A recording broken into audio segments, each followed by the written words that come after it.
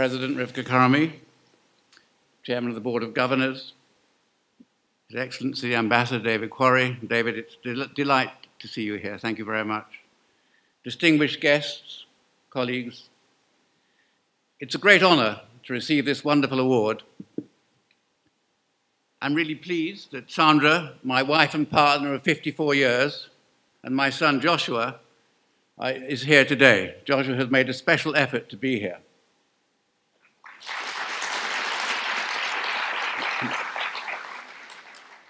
I'm also grateful to all those people who over the last 22 years have welcomed me to this vibrant, exciting, energetic, and imaginative university community. As a special advisor to successive presidents, I have had unique insights into how BGU functions and the enormous workload of the president. When I first visited BGU in 1996, there was an embryonic campus. Some of the scientists were working in huts, and many facilities expected in a modern university were sorely lacking. But the people I met, students, faculty, citizens of Beer-Sheva, however, were an inspiration. I saw huge potential in populating the desert and helping to build a community. I felt that this was one of the few places in Israel where it was still possible to be a real Zionist and to fulfill Ben-Gurion's dream of developing the Negev. Here in Beer-Sheva was a space where a university could expand and build a community for those like-minded individuals who believed in scholarship and education. I was fortunate to speak with Professor Avishay Braverman, who shared his vision of expanding BGU. This was an exciting prospect, and I was delighted when he asked me to become his advisor.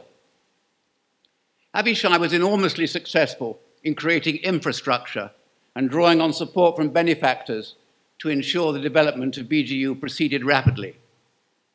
To build a successful institution requires many talents, and Professor Rivka Carmi was absolutely the right person to succeed Avishay in developing BGU. I say this as someone who has served under 14 different vice-chancellors in Oxford University during my 54 years there, and as one who has appointed several of them. Professor Carmi has impeccable academic credentials and understands how to build a university. She has populated BGU with many talented teachers and researchers and ensured that expansion has occurred without dilution of academic standards. In BGU, I see an institution which is fostering scholarship.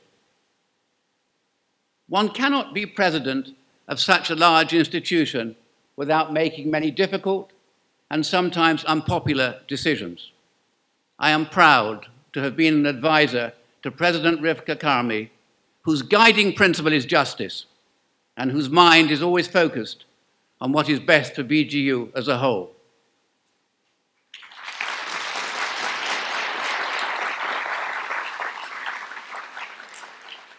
Professor Carmi has worked tirelessly to raise the profile of BGU worldwide and to ensure that BGU has financial stability in years to come.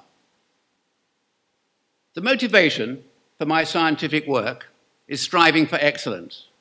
My adrenaline comes from the science and the excitement of scientific discovery.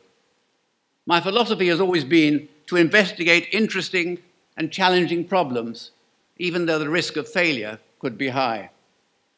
In my work at Oxford, I built teams of people whose vision was to work together to apply chemical principles to understand the molecules of life.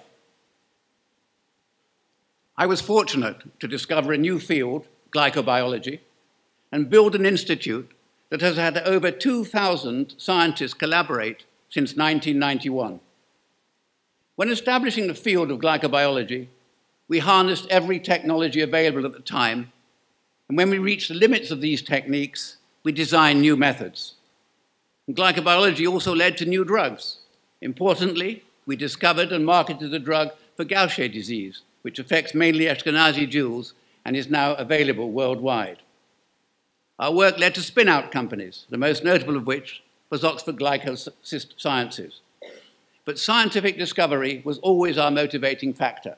My aim was always to reinvest profits from the companies in studentships, fellowships, and research programs.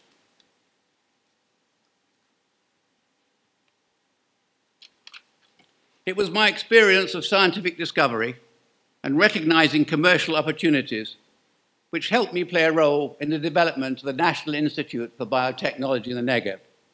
I am particularly proud to have been associated with this great institution.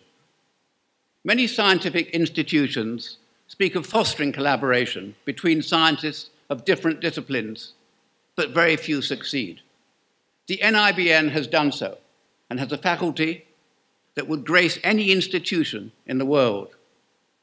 Let me, as an example of their groundbreaking research, highlight for this audience two cutting-edge areas of their research.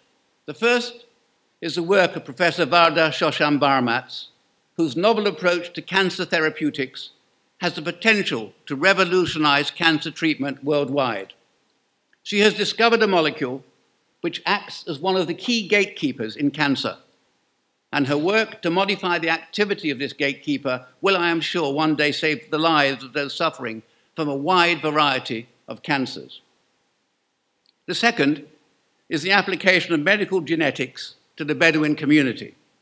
The project, initially started by President Carmi, has involved massive carrier testing and prenatal diagnostics for those Bedouin communities which form consanguineous marriages. Professor Ohad Burke, the current scientific director of the NIBN, working in the same scientific field, is applying sophisticated genomic analysis to develop new diagnostic methods and also to understand the molecular basis of disease. He is translating his scientific work into disease prevention in the community. His work has made a substantial contribution to the almost 30% reduction of infant mortality in the Bedouin community in recent years.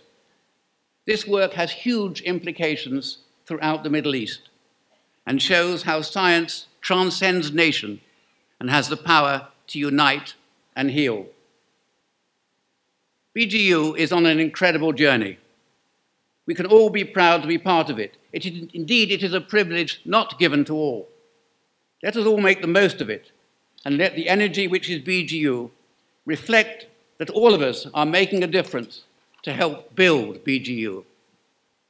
As to the future, I quote my favorite lines from the Spanish poet Antonio Machado. "Traveler, there is no path.